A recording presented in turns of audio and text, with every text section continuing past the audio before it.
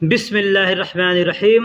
अस्सलामुअलैकुम वरहमतुल्लाहि वबरकातुहू। दोस्तों, कैसे हैं? क्या हाल है? उम्मीद करता हूँ कि खैर वाफियत से होंगे। दोस्तों, अरबी में हमको कहना हो कि आप सब कहाँ जा रहे हो। आप सब यानी ये जमा है। बहुत से लोगों के बारे में कहना है कि आप सब कहाँ जा रहे हो, तो अरबी में कैसे बोलेंगे? तुम मेरे लिए खाना लाओ। तुम मेरे लिए खाना लाओ को अरबी में कैसे बोलेंगे? मेरी ड्यूटी का कपड़ा कहाँ है? मेरी ड्यूटी का कपड़ा कहाँ है को अरबी में कैसे बोलेंगे? वगैरह वगैरह बहुत से जुमले हमने इस वीडियो के अंदर इस्तेमाल किए हैं। अगर आप वीडियो को आखिरी तक देखिएगा तो उम्मीद करता हूं कि आपको बहुत कुछ सीखने को, समझने को मिलेगा। लिहाजा आप लोगों से गुजारिश है कि वीडियो को आखिरी तक देखिएगा। वीडियो का कोई भी पार्ट स्किप न कीजिए और अगर वीडियो पसंद आए तो लाइक कीजिए, शेयर कीजिए और कोई कमेंट्स कीजिए। चैनल पर नए हैं तो चैनल को सब्सक्राइब कीजिए। तो चलिए अब हम वीडियो को शुरू करते हैं। जैसे कि कहना हो कि मेरे ड्यूटी के कपड़े कहाँ हैं। मेरे ड्यूटी के कपड़े का, ड्यूटी का कपड़ा कौन सा होता है? वर्दी होता है, जिसको हम लोग वर्दी कहते हैं, यानी जो हम पहन करके काम करते हैं। तो अगर कहना हो कि मेरे ड्यूटी के कपड़े कहाँ हैं तो कहेंगे वैन मलाबिसी दवामी। वैन मतलब कहाँ, मलाबिसी यानी मेरे कपड़े, दवामी यानी मेरे ड्यूटी के। तो वैन मलाबिसी दवामी यानी मेरे ड्यूटी के कपड़े कहाँ हैं। दोस्तों, मैंने पीछे वीडियो में बताया था कि किसी भी अल्फाज के आखिरी में अगर हम ई का इस्तेमाल कर देंगे तो उसका मतलब मेरा हो जाएगा। जैसे हमने यहाँ कहा मलाबिसी, मलाबिसी यानी मेरे कपड़े। दूसरा शब्द हमने बोला दवामी, तो दवामी का मतलब होता है मेरी ड्यूटी।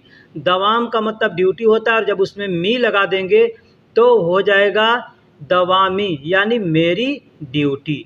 ठीक है, तो कहना हो कि मेरे ड्यूटी के कपड़े कहाँ है तो आप कह सकते हैं वैन मलाबिसी दवामी। अगला जुमला है कि तुम मेरे लिए खाना लाओ।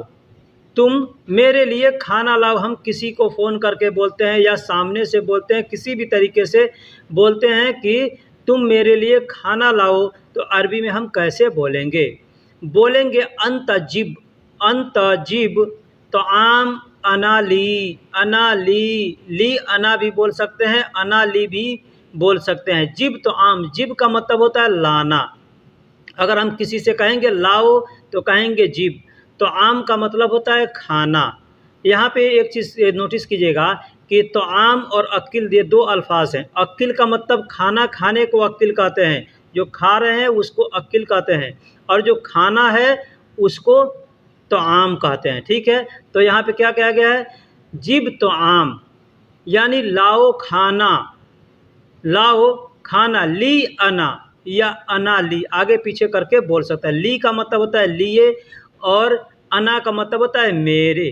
ठीक है, या मेरे लिए भी कह सकते हैं या ली अना भी। ऐसे ली अना जब बोलेंगे तो ये आपका मतलब पूरा सेंटेंस जुमला हो जाएगा। ठीक है, या यहाँ पे चाहे तो आप माली भी बोल सकते हैं। माली का मतलब ये होता है मेरे लिए। ठीक है, माली भी बोल सकते हैं। बहुत से क्षेत्रों में माली का इस्तेमाल भी किया जाता है। तो कहेंगे अंत अजीब तो आम माली यानी मेरे लिए खाना लाओ तुम। ठीक है, अंत यानी तुम, जिब का मतलब लाओ, तो आम का मतलब खाना और अनाली या माली मतलब मेरे लिए। ठीक, देखिए यहाँ पे मैं बता दूँ, अना का मतलब मैंने पीछे वीडियो में बताया कि मेरा नहीं होता, मैं होता है। मेरा के लिए इस्तेमाल किया जाता है। ठीक है, तो मैंने यहाँ पे बताया इस्तेमाल करना है आपको, तो मेरे लिए तो यहाँ पे अनाली बोल सकते हैं या माली भी बोल सकते हैं। दूसरा अल्फाज भी हमने आपको बता दिया कि दूसरा माली भी बोल सकते हैं।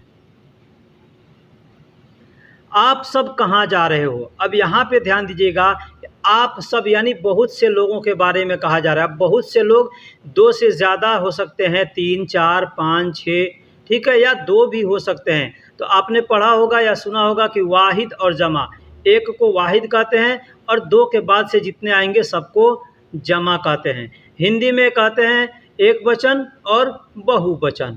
ठीक है, तो उसी तरीके से अरबी में कहते हैं वाहिद और जमा। तो वाहिद यानी एक और जमा यानी बहुत से। तो हमको कहना है कि आप सब कहाँ जा रहे हैं, तो हम बोलेंगे अंतुम वैन रोह।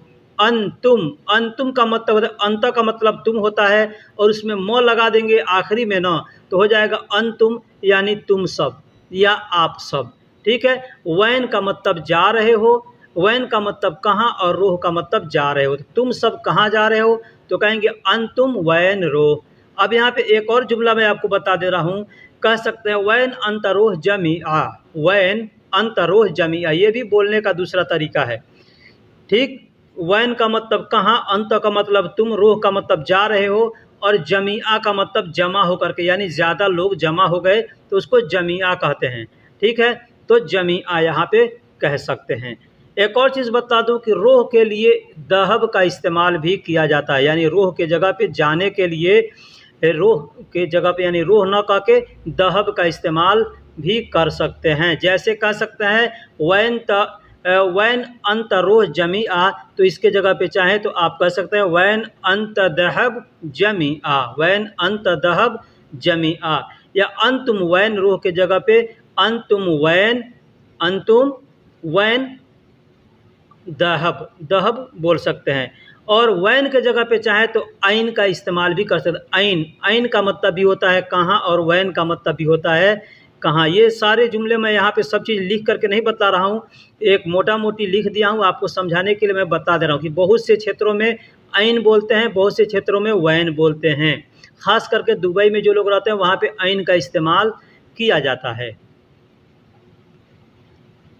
अगला जुमला है कि बहुत दिनों बाद तुम मिले हो। बहुत दिनों बाद तुम मिले हो, हम किसी से मिलते हैं बहुत दिन के बाद, तो हम क्या कहते हैं, कहते हैं कि बहुत दिनों के बाद तुम मिले हो। तो अरबी में कहना होगा तो कहेंगे अंत हस्सल मर्रा अय्याम बाद।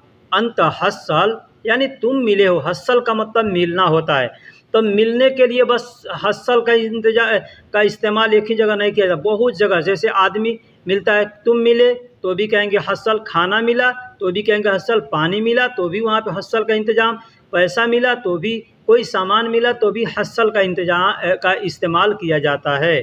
ठीक है। मिलने के लिए जहाँ भी मिलने का वाला शब्द आएगा वहाँ पे हस्सल बोल सकते हैं। तो कहेंगे अंत हस्सल यानी तुम मिले, मर्रा मतलब बहुत, अय्याम मतलब दिनों। अब देखिए एक दिन कहेंगे तो यौम कहेंगे, ये वाहिद हो गया, लेकिन उसके बाद से जो भी आएगा जमा होगा तो उसको अय्याम कहेंगे। अब दो को यौमीन कहेंगे, एक दिन यौम कहेंगे, 2 दिन अगर कहना होगा तो यौमीन कहेंगे, यानी यौमीन बाद यानी 2 दिन के बाद। लेकिन 2 से ज़्यादा जब होगा 3, 4, 5, 6, 7, तो सब जगह पे हम अय्याम का इस्तेमाल करेंगे। अय्याम का मतलब जमा हो गया। ठीक है।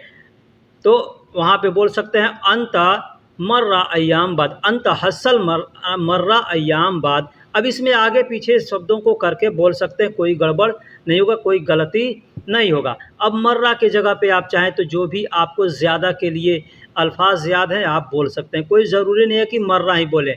ठीक है। वाजिद अय्याम बाद, कत्तीर अय्याम बाद, जिद्दन अय्याम बाद। ठीक है। ऐसे जितने भी अल्फाज आपको याद है उसमें से कोई भी आप बोल सकते हैं। वाजिद का मतलब भी होता है ज़्यादा, जिद्दन का मतलब भी होता है ज़्यादा, कत्तीर का मतलब भी होता है ज़्यादा, और मर्रा का मतलब भी होता है ज़्यादा। आज मेरी सैलरी मुझे ज़रूर चाहिए। अब यहाँ पे एक चीज़ को आप गौर कीजिएगा, ध्यान दीजिएगा। मेरा एक दोस्त है, ठीक है, वो नाम नहीं बताऊँगा, लेकिन वो हमारे दोस्त हैं। हमारे पास एक दिन आए और बोले कि मैं अपने मतलब कफ़ील से बोला हूँ कि लाजिम रातिब, वैसे उनको ज़्यादा अरबी नहीं आती है। ठीक है। तो बोले कि लाजिम रातिब अबगा, ऐसे बोले ना, तो उनका कफ़ील गुस्सा हो गया, बोला लेस लाजिम, हैं, गुस्सा होकर के बोला। तो हमारे पास आए, बोले भाई मैंने ऐसा क्या बोल दिया, गलती क्या बोल दिया कि वो हमको नाराज़ हो गया। तो यहाँ पे देख लीजिए, लाजिम का मतलब होता है एकदम चाहिए, तो चाहे अर्जेंट में अगर कोई चीज़ की ज़रूरत है तो कहेंगे लाजिम, यानी ज़रूरी है। अबगा मतलब चाहिए, ज़रूर चाहिए, इस तरीके से होता है। तो आप चाहें तो लाजिम के जगह पे दूसरा इस्तेमाल करके बोल सकते हैं, जैसे ज़रूरी कहेंगे अलयौम इब्गा ज़रूरी रातिबी, यानी मुझे पैसों की ज़रूरत है या मुझे सैलरी की ज़रूरी है ना, मुझे सैलरी ज़रूरी चाहिए, इसका मतलब ये हो गया। अब आपने अगर बोल दिया लाजिम अलियौम इबगा लाजिम रातिबी, तो मतलब हमको आज सैलरी चाहिए तो चाहिए, इसका मतलब ये हो गया एकदम पक्का चाहिए, कन्फर्म चाहिए, ये बात हो जाता है। तो अलियौम का मतलब आज हो गया। देखिए मैंने यहाँ आज के लिए इस्तेमाल किया, तो अलियौम ईबगा का मतलब चाहिए। अब जहाँ पे ईबगा नहीं बोला जाता है, बहुत दिनों बाद एक भाई ने कमेंट्स किया था कि मैं जिस क्षेत्र में रहता हूँ वहाँ पे न एबी बोला जाता है न ईबगा बोला जाता है, ठीक है, तो हम कौन से लफ्ज़ का इस्तेमाल करेंगे, ठीक। तो वहाँ पे मैंने बोला कि ईबगा का मतलब होता है चाहिए यानी ज़रूरत है, वहाँ पे आप एहताज का इस्तेमाल करके बोल सकते हैं। एहताज का मतलब भी होता है ज़रूरत, यानी मुझे पैसों की ज़रूरत है, तो आप कहेंगे ईबगा फ़ुलूस, यानी पैसों की ज़रूरत है या पैसे चाहिए, तो आप एहताज फ़ुलूस बोल सकते हैं। एहताज फ़ुलूस यानी पैसों की ज़रूरत है या पैसे चाहिए, इसका मतलब ये हो गया, ठीक है। तो कहेंगे आज मेरी सैलरी मुझे ज़रूर चाहिए, तो कहेंगे अलियौम इबगा लाजिम रातिबी। अब लाजिम रातिबी, रातिबी का मतलब होता है ज़रूरी सैलरी, मेरी सैलरी। रातिब का मतलब सैलरी और बी के में ब में ई लगा देंगे ऐसे, तो हो गया रातिबी यानी मेरी सैलरी। क्योंकि मुझे पैसों की सख्त ज़रूरत है, क्योंकि मुझे पैसों की सख्त ज़रूरत है। अब तो हम कहेंगे अशान अना एहताज। अशान मतलब क्योंकि, अना एहताज यानी मुझे ज़रूरत है जिद्दन फ़ुलूस, जिद्दन फ़ुलूस। जिद्दन का मतलब होता है सख्त, सख्त एकदम ज़रूरी।